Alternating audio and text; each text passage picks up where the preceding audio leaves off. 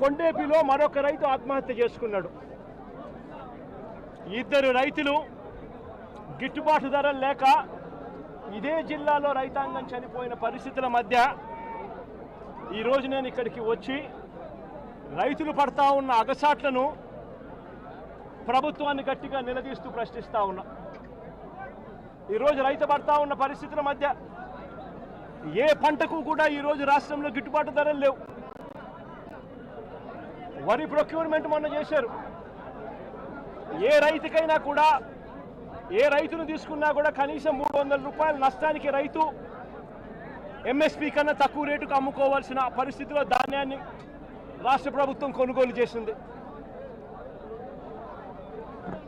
వరి దగ్గర నుంచి మొదలు పెడితే మిరప, పత్తి, జొన్న, కందులు, మినుములు, పెసలు, మొక్కజొన్న, సజ్జ, రాగులు, వేరుశనగ, అరటి, చీని, పొగాకు, కొక్కు ఏ పంట తీసుకున్నా కూడా రైతన్నకు ఈరోజు గిట్టుబాటు ధర రాని పరిస్థితి ఈరోజు రాష్ట్రంలో కనిపిస్తూ ఉంది.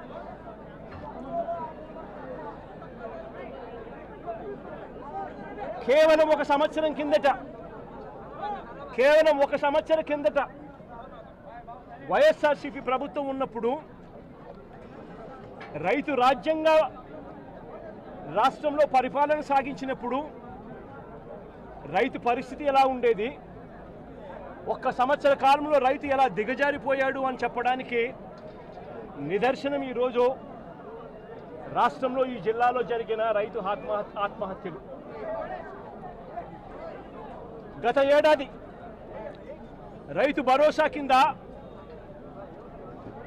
రైతన్న పెట్టుబడి సమయంలో రైతన్నకు పంట వేసే సమయంలోనే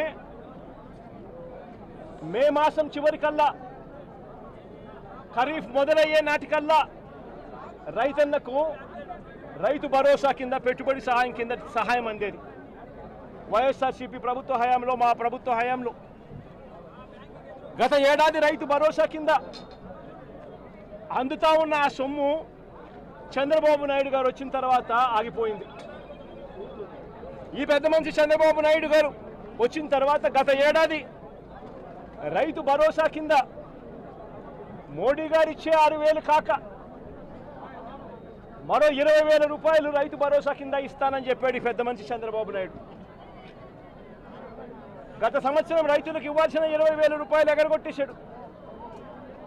ఈ సంవత్సరం కూడా జూన్ 10వ తారీఖున మోడీ గారు ఇవ్వాల్సింది ఇచ్చేసింది, చంద్రబాబు నాయుడు గారు ఇవ్వాల్సింది మాత్రం ఎగరగొట్టిన పరిస్థితుల మధ్య ఈరోజు రాష్ట్రంలో వ్యవసాయం జరుగుతూ ఉంది.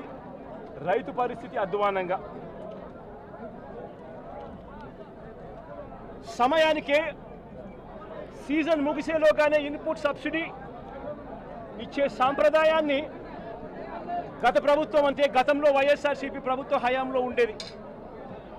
ఏ సీజన్ ముగిసేలోగా ఆ సీజన్లో జరిగిన నష్టాన్ని ఆ సీజన్ ముగిసేలోగానే మరుసటి సీజన్ వచ్చేలోగానే రైతన్నకు ఇన్పుట్ సబ్సిడీ కింద సహాయం అందేది. ఈరోజు ఆ ప్రక్రియను గాలికి వదిలేసిన పరిస్థితుల మధ్య ఈరోజు వ్యవసాయం జరుగుతూ ఉంది.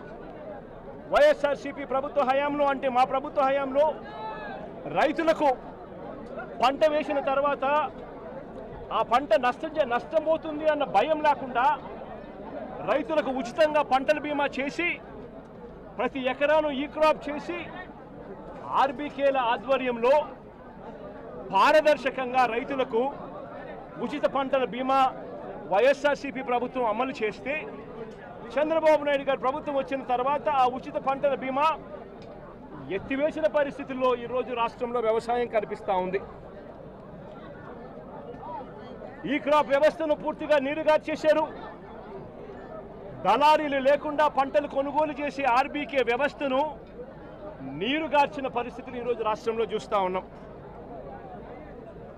ఎరువులు, విత్తనాలు, పురుగుల మందులు ఇవన్నీ కూడా నాణ్యతను పరిశీలించి నాణ్యతకు ప్రభుత్వమే గ్యారంటీ ఇస్తూ రాష్ట్రంలో ప్రతి రూరల్ కాన్స్టిట్యుయెన్సీలో 146 ల్యాబులు ఏర్పాటు చేసి కాన్స్టిట్యుయెన్సీకి ఒక ల్యాబ్ను ఏర్పాటు చేసి ఆ ల్యాబులన్నీ అందుబాటులో తీసుకొని వచ్చి విత్తనాలు కానీ ఎరువులు కానీ పురుగుల మందులు కానీ ఆర్బీకేల ద్వారానే నాణ్యతకు గ్యారంటీ ఇస్తూ రైతులకు గ్రామంలోనే రైతులకు అందుబాటులో ఉండే పరిస్థితిని వైఎస్ఆర్సీపీ ప్రభుత్వం చేస్తే ఈ ప్రభుత్వం దాన్ని పూర్తిగా గాలికి వదిలేసి ఈరోజు మళ్ళీ రాష్ట్రంలో కల్తీ విత్తనాలు, కల్తీ ఎరువులు, కల్తీ పురుగుల మందుల మధ్య రైతు జీవితం తల్లడిల్లిపోతా ఉన్న పరిస్థితి ఈరోజు రాష్ట్రంలో కనిపిస్తూ ఉంది.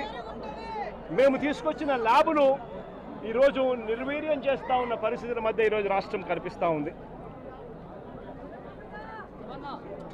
మా ప్రభుత్వ హయాంలో ధాన్యం కొనుగోలు కాక ఆర్బీకేల ద్వారానే దళారీ వ్యవస్థ తీసేసి ధాన్యం కొనుగోలులో ప్రతి రైతుకు కూడా కనీస మద్దతు ధర ఖచ్చితంగా రైతుకు అందుబాటులోకి తీసుకొచ్చే కార్యక్రమం మేము చేస్తూ ప్రతి రైతుకు కూడా ఎంఎస్పి మాత్రమే కాకుండా జిఎల్టీ ఛార్జెస్ కింద అంటే gunny bags, logistics, gunny bags, labour, transport కింద